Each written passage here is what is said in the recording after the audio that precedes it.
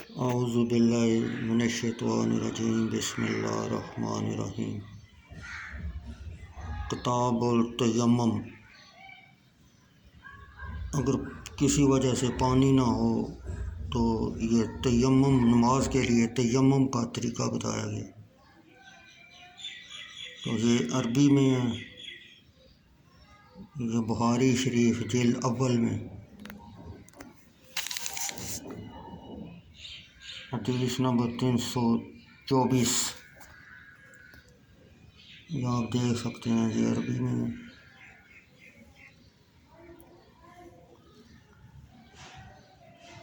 باب نمبر 233،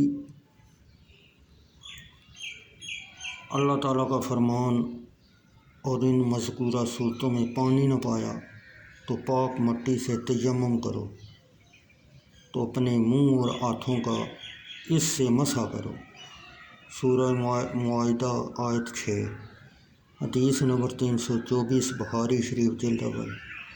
زوجہ نبی اکرم صلی اللہ علیہ وسلم فرماتی ہیں، ہم کسی سفر غزوہ بنی مصطلق میں رسول اللہ صلی اللہ علیہ وسلم کے ساتھ نکلے۔ جب ہم مقام بیداء یا ذات الجیش پہنچے تو میرا ہار ٹوٹ گیا اور گر کر گم ہو گیا۔ رسول اللہ صلی اللہ علیہ وسلم نے اس کی تلاش کی وجہ سے بمع لوگوں کے وہاں قیام فرمایا، اور وہاں کوئی پانی نہ تھا۔ لوگ حضرت ابو بکر صدیق رضی اللہ تعالیٰ عنہ کے پاس آئے اور کہنے لگے کہ آپ نے دیکھ لیا، حضرت عائشہ رضی اللہ تعالیٰ عنہ نے کیا کیا ہے؟ رسول اللہ صلی اللہ علیہ وسلم اور لوگوں کو وہاں ٹھہرایا ہوا ہے جہاں کو پانی بھی نہیں اور نہ ان کے پاس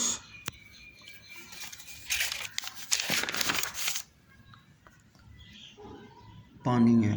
حضرت عائشہ فرماتی ہیں، حضرت ابو بکر رضی اللہ تعالیٰ عنہ میرے پاس آئے اور رسول اللہ صلی اللہ علیہ وسلم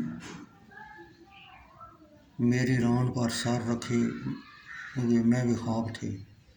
تو آپ نے فرمایا، تیری وجہ سے رسول اللہ صلی اللہ علیہ وسلم اور لوگ رکے ہوئے ہیں، جبکہ یہاں پانی بھی نہیں اور نہ ہی ان کے پاس پانی ہے۔ حضرت عائشہ رضی اللہ تعالیٰ عنہ فرماتی ہیں، حضرت ابو بکر صدیق رضی اللہ تعالیٰ عنہ نے مجھے زجر و توبیخ فرمائی، اور جو اللہ کو منظور تھا مجھے انہوں نے کہا، یعنی یہ سب کچھ تیری وجہ سے ہوا، اور اپنے ہاتھ سے میرے پہلو میں پونچا مارنے لگے۔ اگر میری ران پر نبی اکرم صلی اللہ علیہ وسلم میں بھی خواب نہ ہوتے تو ضرور میں حرکت وغیرہ کرتی۔ رسول اللہ صلی اللہ علیہ وسلم صبح کے وقت بیدار ہوئے اور پانی نہیں تھا، تب اللہ عز و جل نے آیا تیمم نازل فرمائی۔ اللہ عز و جل نے آیت تیمم نازل فرمائی اور لوگوں نے تیمم کیا۔ اسد بن حضیر نے عرض کیا، اے آل ابو بکر، یہ تمہاری کوئی پہلی برکت نہیں، بلکہ اس سے قبل بھی آپ کی برکات سے سب مستفیض ہوتے رہتے ہیں۔ حضرت عائشہ رضی اللہ تعالیٰ عنہ فرماتی ہیں، جس اونٹ پر میں سوار تھی، ہم نے اس کو اٹھایا تو اس کے نیچے سے ہار مل گیا۔